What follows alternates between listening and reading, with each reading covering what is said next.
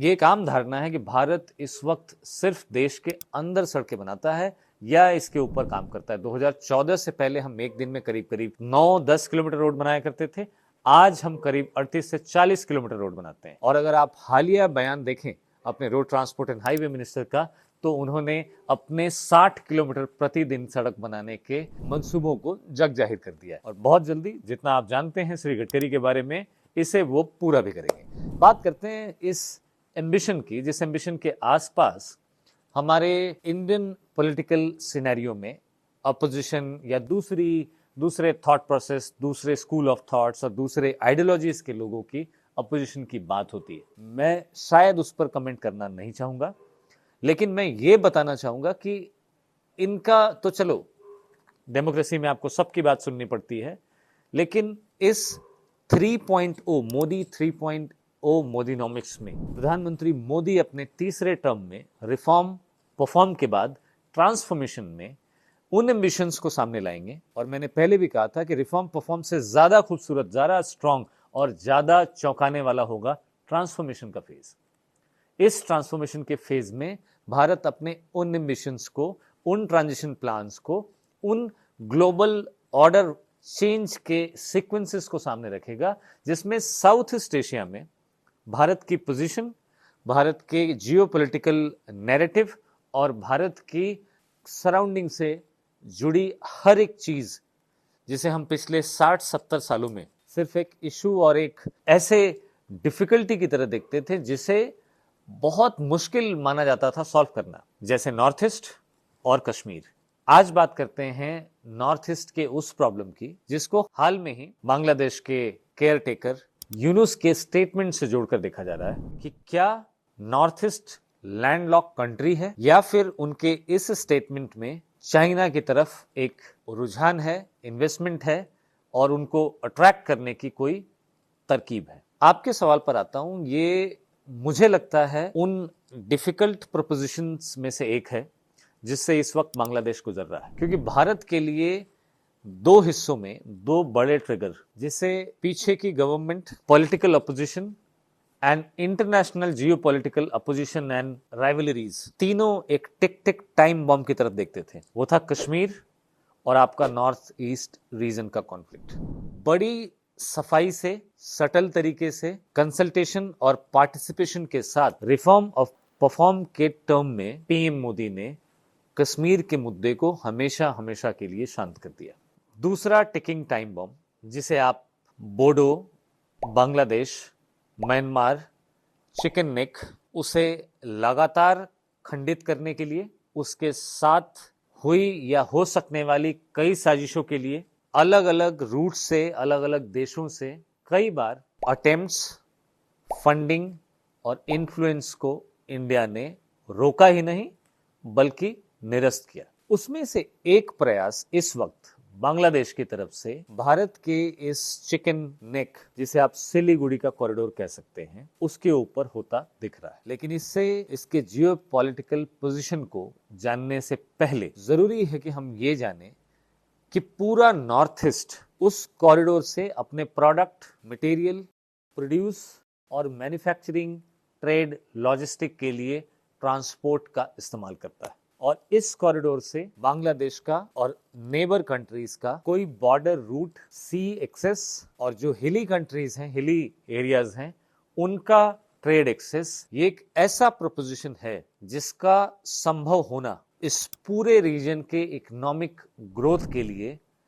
बहुत ज्यादा, बहुत लंबे समय से जरूरी माना जा रहा था। इसके ऊपर सोचने के लिए मैं आपको अलग से वक्त दूंगा कि जहां भी एक इकोनॉमिक कॉरिडोर या ट्रेड कॉरिडोर बनने की बात होती है, वहां जियोपॉलिटिकल क्राइसिस क्यों हो जाती है।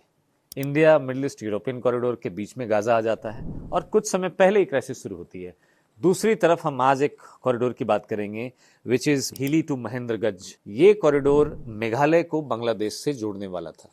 और उसी वक्त बांग्लादेश में क्राइसिस हो जाती है। लेकिन खैर, इस वक्त बात करते हैं national highway infrastructure development corporation की, जिसने कुछ समय पहले रोड के ट्रांजिट रूट को, सर्वे को और इस वक्त इनकी एक इंटरनेशनल नेटवर्क रोड का कैसे बनाया जा सकता है, इसकी पूरी स्टडी, सर्वे करके ये बांग्लादेश को फिजिबिलिटी स्टडी के लिए सबमिट किया था। और इतना ही नहीं, इंडियन रेलवे ने भी इस प्रोजेक्ट के ट्रांस नेशनल रेलवे कॉरिडोर को, जो कि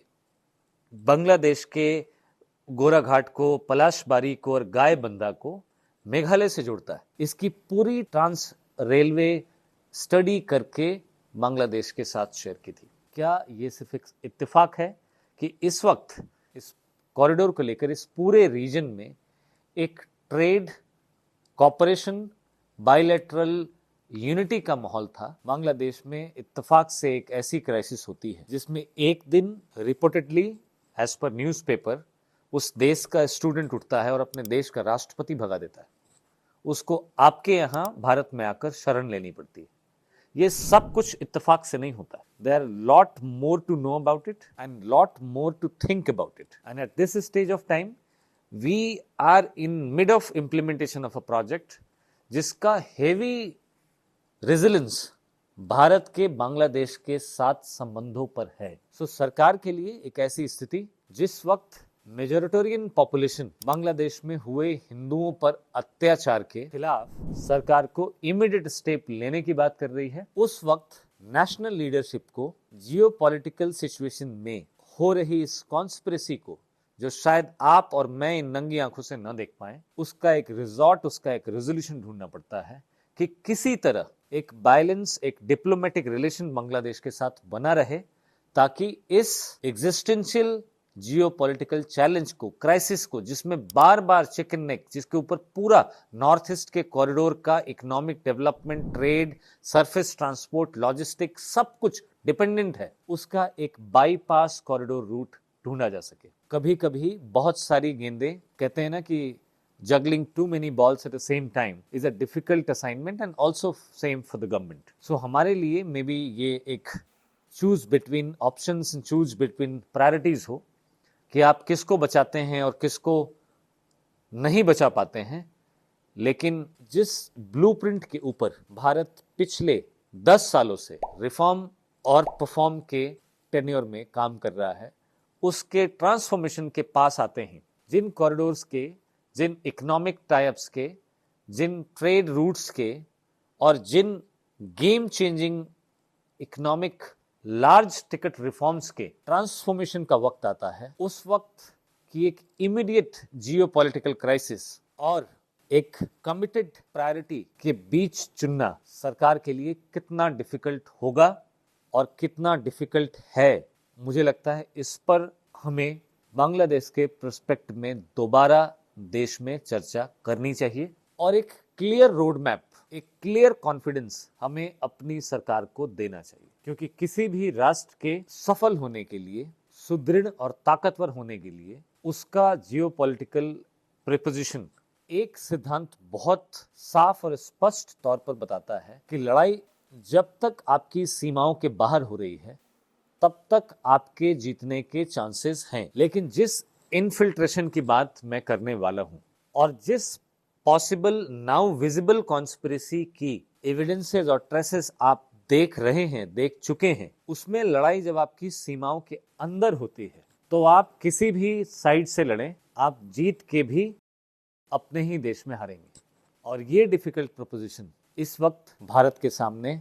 अनफॉर्चुनेटली खड़ा है। एक तरफ बीजिंग का जियोपॉलिटिकल इन्फ्लुएंस जो उसके बॉर्डर से बढ़ता जा रहा है, आसपास के देश जैसे भूटान, म्यांमार, तिब्बत के ऊपर एक एग्जिस्टेंशियल क्राइसिस क्रिएट कर रहा है, बांग्लादेश जैसे देशों को इन्फ्लुएंस करने की कोशिश कर रहा है। दूसरी तरफ भारत, जहां पिछले 70-75 सालों में नॉर्थ ईस्ट एक स्टैंड स्टिल पोजीशन में रहा, हमारी bureaucracy, administrative framework, development machineries, accountable governance और एक inclusive participation north east region में डिलीवर नहीं कर पाए। नतीजा, इस वक्त इलेक्ट्रल इंक्लूजन होते हुए भी एडमिनिस्ट्रेटिव कंसल्टेशन, रिप्रेजेंटेशन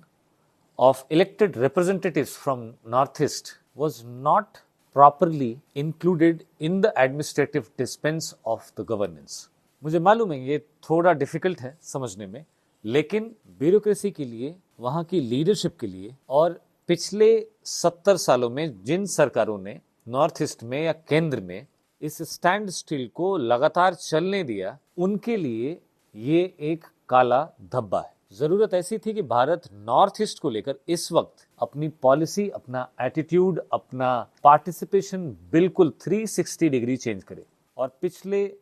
10 सालों में नॉर्थ ईस्ट के इंक्लूजन को लेकर, उनके इकोनॉमिक, कल्चरल और उनके इलेक्टोरल पार्टिसिपेशन को लेकर जितने प्रयास हुए, जितने डायलॉग हुए, जितना कंसल्टेशन हुआ, they all indicated to couple of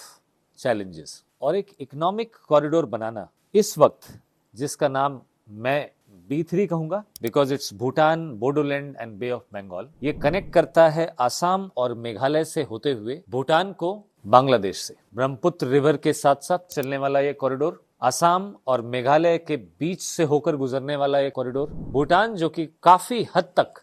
Bharat के ऊपर अपने एक्सपोर्ट और अपने ट्रेड के लिए डिपेंडेंट था, उसे बांग्लादेश का एक्सेस देने के लिए भूटान से बांग्लादेश को जोड़ने वाले इस इकोनॉमिक कॉरिडोर को चाइना अगर अपने BRI, belt and road initiative के लिए थ्रेट मानता है, इस इनिशिएटिव का पूरा होना इस पूरे ट्रेड रूट को चिकन नेक के अलावा एक परपेंडिकुलर क्रॉस देगा। और ये नया ट्रेड रूट, जिसमें एक लैंडलॉक कंट्री भारत के रास्ते सी एक्सेस तक पहुंच पाएगी, उसका import, improved economic trade, economic development और भारत के लिए एक economically sound, safe, strategically east build करेगा। इन दो कॉरिडोर्स को, हिली, महाराजगंज और भूटान, बोडोलैंड, बे ऑफ बंगाल B3, इन दोनों कॉरिडोर्स को इस वक्त बांग्लादेश की करंट एग्जिस्टेंशियल क्राइसिस के बाद आफ्टर मैच से जोड़कर देखा जा रहा है। ये दोनों कॉरिडोर भारत के ईस्टर्न साइड कमान को स्ट्रैटेजिकली, मिलिट्री मोबिलिटी के लिए और अपनी सीमाओं को सशक्त बनाने के लिए एक सामरिक दृष्टिकोण से बहुत ज्यादा महत्वपूर्ण माने जा रहे थे। लेकिन इस वक्त इस क्राइसिस में, इस टिल्ट ऑफ द पोजीशन में, जिस वक्त बांग्लादेश शुरू के कुछ समय तक अमेरिका के sponsored, funded flip of the power, और अब ये दूसरी बैक फ्लिप टुवर्ड्स चाइना, जिसमें उनके राष्ट्रपति ने कुछ समय पहले ही इस पूरी मुहिम को प्लेटर में सजाकर चीन को देने की बात की। अगर इन दोनों कॉरिडोर्स को एक साथ देखा जाए तो बांग्लादेश की पोजीशन, जिसके पास सी एक्सेस का होना और वहां के एग्जिस्टेंशियल, लोकल, एडमिनिस्ट्रेटिव और पॉलिटिकल क्राइसिस का ओवरनाइट बदल जाना, पहले वो यूएस स्पॉन्सर्ड और फिर चाइना के लिए एक प्लेटर बेट, ये दोनों सिर्फ एक चीज की ओर इशारा करते हैं, हम और आप भारत के इस मैप में अपने राइट, लेफ्ट, अप, डाउन जहां भी देख ले, एक क्रिटिकल जियोपॉलिटिकल क्राइसिस के बीच में खड़े, जहां आपका सी एक्सेस, आपकी इकोनॉमिक ग्रोथ, आपके रिफॉर्म्स, आपकी पॉलिटिकल स्टेबिलिटी, आपका सोशल फैब्रिक, हर एक चीज जो आपको आपके इकोनॉमिक एम्बिशंस को पूरा करने से रोक सकती है या उसमें एक ऑब्स्टेकल का काम कर सकती है, उसे ट्रिगर करना, फंड करना और मजबूत करना, यहाँ तक कि लोगों को लोगों के खिलाफ, एक इनकम ग्रुप को दूसरे इनकम ग्रुप के खिलाफ, एक रिलीजन को दूसरे रिलीजन के खिलाफ, जिस भी माध्यम से ये इकोनॉमिक रिफॉर्म, भारत का विकसित होने का, विकसित भारत का सपना रोका जा सके, पूरा हो सकता है, उसके लिए academic, strategic, social, scientific, military, हर तरह की फंडिंग बांग्लादेश, भूटान, नेपाल, म्यांमार, पाकिस्तान, श्रीलंका जैसे देशों के पास, देशों के अंदर की जा रही है।